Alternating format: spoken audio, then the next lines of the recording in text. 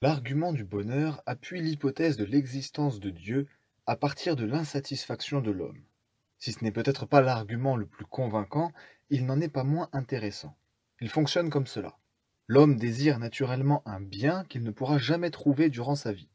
Un désir naturel ne peut pas être vain, donc ce que l'homme désire existe, et cela appuie l'hypothèse de l'existence de Dieu. Examinons chacun de ces points. Tout d'abord, l'homme désire-t-il un bien inatteignable dans cette vie? L'expérience commune semble nous confirmer que l'homme n'a jamais réussi à trouver ce vers quoi il est continuellement attiré. L'homme a pourtant tout tenté, les richesses, la vie vertueuse, les plaisirs, etc. Et le nombre incroyable de livres vendus nous promettant de nous révéler les secrets du vrai bonheur prouve ce désir insatiable en l'homme. Mais quelqu'un a-t-il jamais réussi à être totalement et définitivement comblé? L'homme qui cherche le bonheur dans les richesses n'a jamais été rassasié par ses possessions. Il lui a toujours fallu posséder plus et vivre avec la peur de tout perdre.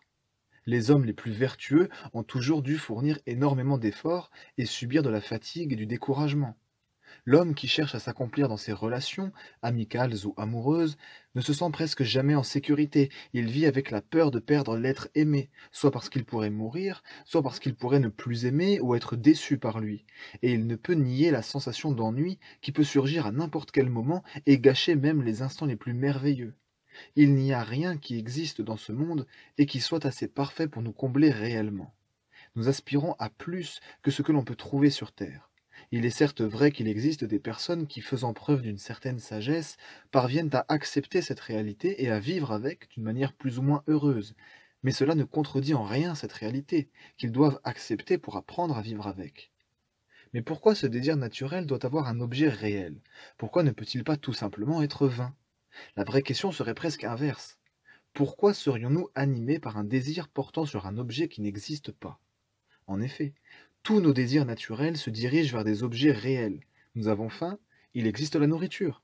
Nous avons soif, il existe l'eau. Nous avons des pulsions sexuelles, il existe le sexe, etc. Pourquoi donc y aurait-il une exception?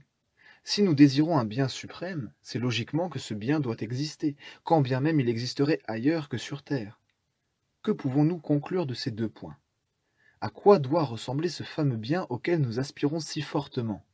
Le seul bien qui pourrait nous faire supporter l'absence de tous les autres, et qui semble toujours manquer, quand bien même nous aurions tous les autres, c'est l'amour. Mais nous avons déjà vu que l'homme ne réussira jamais à trouver un amour parfait sur Terre, et que même s'il vit la plus belle des relations amoureuses, il n'en est pas pour autant à l'abri de l'ennui ou de la peur. Ce à quoi il semble aspirer, au minimum, c'est à une relation vraie et profonde avec un être infiniment aimant et infiniment aimable. Il faudrait pour cela qu'il existe un être parfait. Tout semble donc indiquer que Dieu existe. Comme disait le philosophe Pascal, il y a dans le cœur de l'homme un vide en forme de Dieu, un désir naturel profond que rien d'autre ne pourrait combler. C'était Curious, j'espère que cette vidéo vous a plu, n'hésitez pas à me faire part de vos remarques et questions dans les commentaires ou par mail, pensez aussi à aimer la vidéo et à vous abonner pour soutenir la chaîne et être tenu informé de ses nouveautés. À la semaine prochaine.